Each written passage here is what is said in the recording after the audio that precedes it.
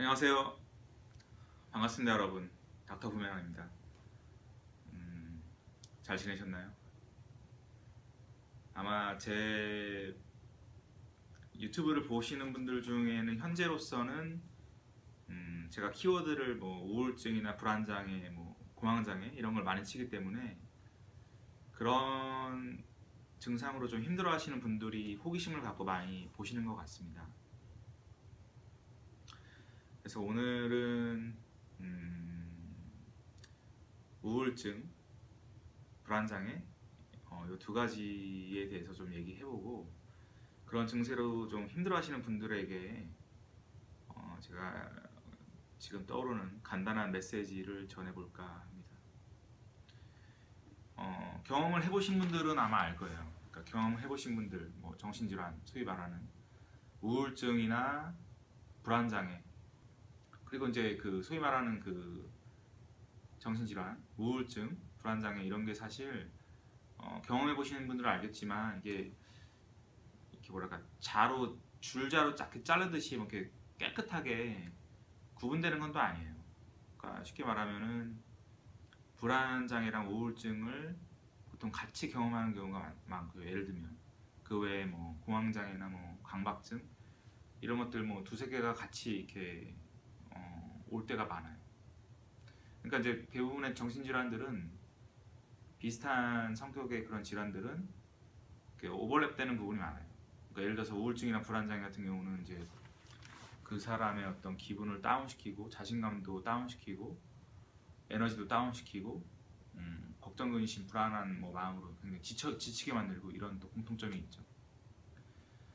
그러니까 그렇게 좀 두세 개가 같이 오는 경우가 많은데 아마 지금 그런 일로 힘들어하신 분들은 아마 이 동영상을 보기 전에도 이미 많이 아마 자기 자신에 대해서 고민도 하고 그런 어떤 늪에서 나오려고 책도 많이 읽으시고 관련된 어떤 정보를 얻으려고 전문가와 상의도 하시고 인터넷에 이제 있는 어떤 동영상이나 전문가가 쓴 글도 아마 많이 보셨을 거예요.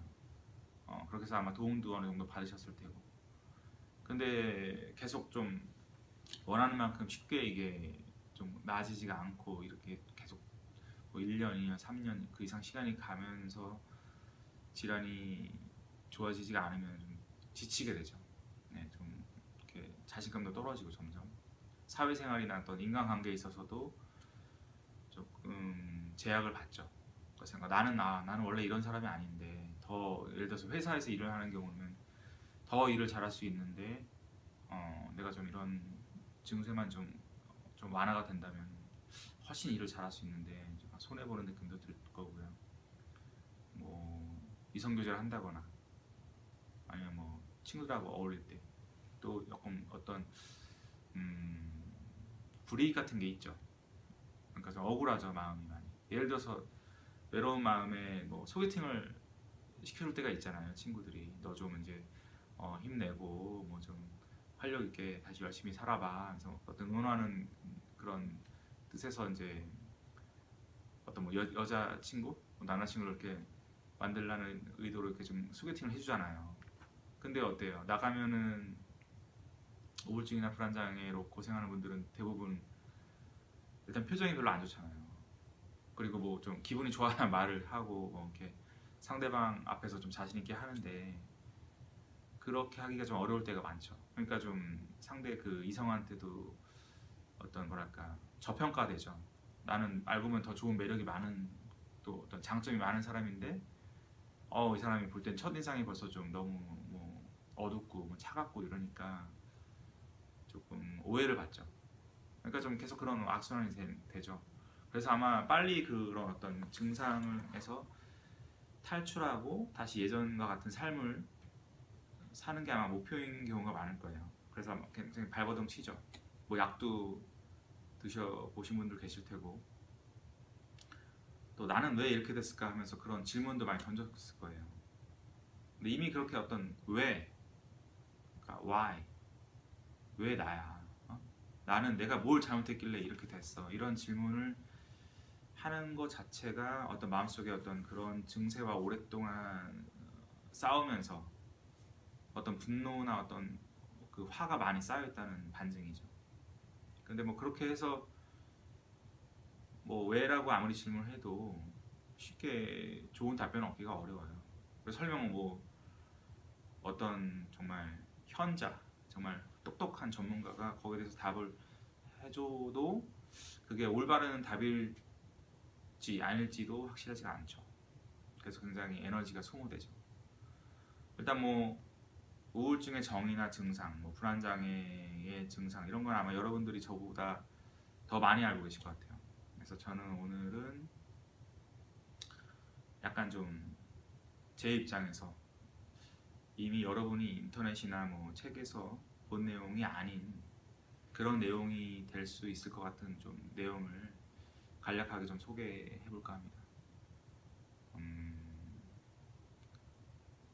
일단 우울증, 또 불안장애 이런 질환들로 고생하는 분들은 공통점, 어떤 특징이 뭐냐면은 굉장히 뭐랄까 감정적으로 처져 있죠. 감정적으로 뭔가 이렇게 쌓여 있는 게 많죠. 어떤 면에서는 화가 나 있고, 또 화가 풀리지 않는 화가 오랫동안 되다 보니까 지쳐 있고, 그런 자신을 주변에서 이해하거나 공감해주는 사람도 없었고, 그러니까 굉장히 어떤 그러니까 감정을 물로 치자면 그런 어떤 보살핌과 어떤 돌봄에 대한 그 갈증이 굉장히 높은 상태예요. 그러니까 그런 분들한테 조금만 이렇게 다가가서 따뜻한 말이나 위로, 어떤 이해하는 모습을 보여줘도 굉장히 힘을 내죠. 좀 격려받고요. 위로를 받죠.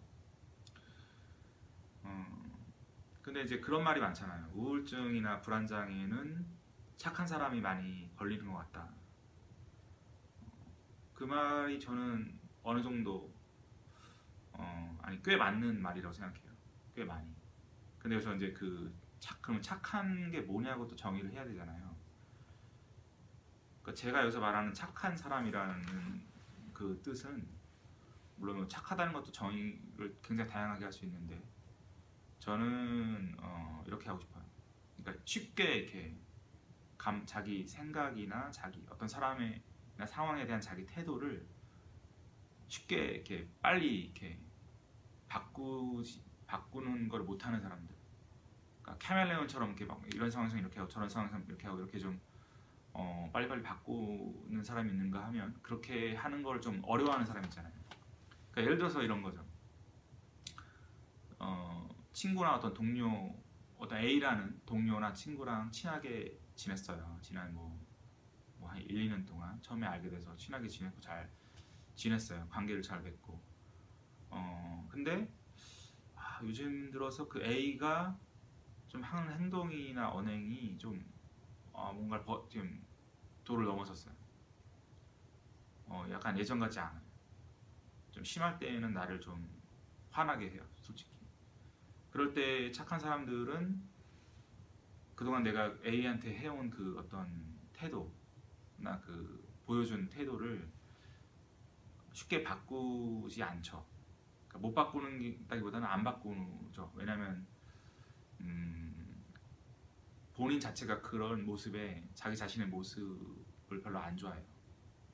그러니까 뭐 젠틀하고 막 이렇게 멋있게 우정을 지켜오다가 어느 순간 그냥 싫은 소리하고 막 약간 자기의 주된 어떤 이미지와 다른 모습을 보이는 게 주변의 평가를 둘째치고 자기 자신이 그런 모습을 별로 보고 싶지 않아요. 네. 그래서 이제 저는 그 착한 사람을 그렇게 정의하거든요.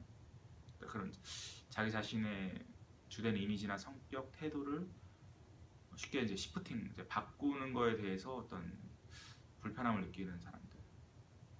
좋게 말하면 지조가 있는 거죠. 그러니까 남자분들은 군대에서도 그런 경우 많이 하잖아요.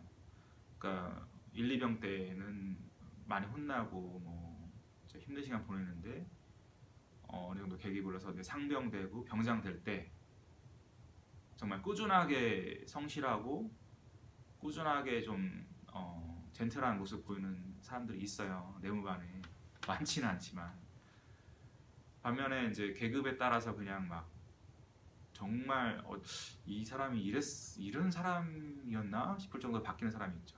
뭐 일병 되면서 좀 바뀌고 상병 되면서 더 바뀌고 병장 되면서 완전히 바뀌고.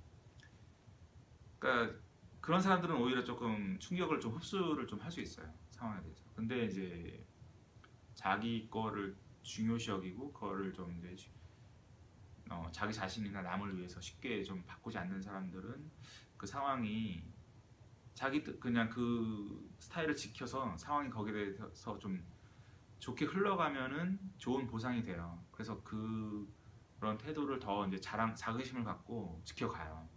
근데 문제는 자기 그 어떤 스타일이나 어떤 자기 철학 그걸 지켰는데 주변에서 그 반응하는 것들이 오히려 좀 실망 또 상처를 주는 상황이 될 때, 또 그게 순간적인 게 아니고 계속 그렇게 될 때, 그럼 혼란이 오죠. 아, 나는 정말 성실하고 착하게 사는데 왜 내 주변 사람이나 이 상황은 이럴까? 그래서 이제 그게 누적되면은 어떤 만성적인 분노 또 상실감 이렇게 돼서 그게 더 오래가면 이제 이제 어떤 증상이 좀 높아지는 우울증이나 불안장애로 가죠. 그러니까 그런 경우 많이 봐요. 회사에서도 제가 아는 분 중에 소위 말하는 이제 굉장히 성실하고 좀 착하고 예의도 바르고 그런 사람이 있었어요. 제가 예전에 회사 생활할 때 저랑 이제 나이도 비슷한 분인데 남자분. 괜찮은 분이에요. 굉장히 남자로서 정말 정말 술 친구하고 싶은 그런 친구였어요. 일도 열심히 했어요. 뭐 이제 뭐 누구 눈치 보고 이런 사람이 아니고 뭐 윗분한테 잘 보이려고 그러는 게 아니고 아침 일찍 나와서 회사에서 제공하는 뭐 이렇게 일본어 수업도 무료로 제공되는 게 있었는데 그것도 7시부터 듣고 뭐 누가 시키지 않아도 막 이렇게 일도 열심히 하고 굉장히 솔선수범하는 그런 사람이었어요. 근데 그분이 회사에서 이제 어떤 그러니까 여자 동료와 이제 어떤 소위 말하는 썸띵을 타게 됐는데 제가 볼 때는 그 여자분이 조금 이분한테 상처와 실망을 많이 줬어요. 그러니까 뭐 자세하게 말할 수는 없지만 그래가지고 근데 이 남자분은 그냥 꾸준하게 그 여자분을 계속 이렇게 사랑하더라고요. 언젠간 나의 마음을 알아줄 거라는 그런 기대로. 제가 볼 때는 좀 이 정도면은 이제 좀 충분히 예의를 지켰고 좀 본인을 좀 지킬 상황도 된 것 같다고도 속으로 느꼈는데 그냥 계속 그렇게 여자분을 위해서 그렇게 그냥 참고 용서하고 기다려주고 이런 일관된 좀 모습을 보이다가 결국엔 어떤 좀 마음의 병을 앓게 되는 걸 봤어요. 그러니까 약간 좀 제가 정의하는 착한 사람은 그런 사람이에요. 그래서 안타깝게도 그런 착한 모습에 대해서 주변에서 반응하는 모습이 같이 좋으면 좋아요. 그게 제일 좋은 스토리예요. 이분도 착하게 굴고 상대방도 착하게 행동하고 아니면 또 이분이 열심히 일을 했는데 또 좋은 결과 맺고 또 이분이 이런 일을 정말 성실하게 오랫동안 노력해서 추진해왔고 거기에 대해서 좋은 또 결실을 맺고 이러면 제일 좋죠. 근데 이제 그렇지가 않은 경우가 많다 보니까 좀 그분들한테 굉장히 좀 더 많이 어떤 상실감도 느끼게 되고 상처도 되는 것 같습니다. 저는 말이 길어졌는데 그런 분들이 우울증이나 불안장애 많이 걸리죠. 그래서 좀 이모셔널 어떤 그 감정도 굉장히 처진 상태로 돼버리기도 하고 혼란이 오는 거예요. 그러니까 제가 그런 분들이 우울증이나 불안장애를 호소하면 제가 제안하는 방법은 물론 이제 기본적으로 뭐 초반에 필요하면 너무 증상이 심할 땐 약도 필요해요. 약에 초반에 의지하는 건 전 좋다고 봐요. 너무 거기에만 의존하는 거는 별로 안 좋지만